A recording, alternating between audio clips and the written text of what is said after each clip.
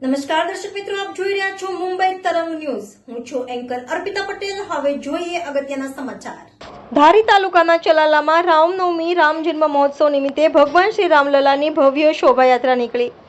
રામ જન્મ મહોત્સવ નિમિત્તે ચલાલાના રાજમાર્ગો પર ભવ્ય શોભાયાત્રા નીકળી હતી. વર્ષોની પરંપરાગત આ શોભાયાત્રા રામ જન્મોત્સવ સમિતિ દ્વારા સાગરદાસના રામજી મંદિરથી પ્રસ્થાન કરી ભીમનાથ મંદિરથી લઈને ચલાલાની મુખ્ય બજારોમાં નીકળી માનવ મંદિર, મહાદેવપરા, સાટોડીપરા તેમજ અંતમાં ભીમનાથ મહાદેવ મંદિરમાં પૂર્ણ કરવામાં આવી હતી.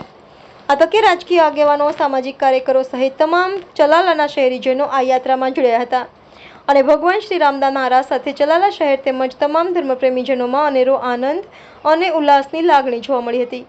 રિપોર્ટર બિપિનભાઈ રાઠોડ, મુંબઈ તરંગ ન્યૂઝ, ચલાલા.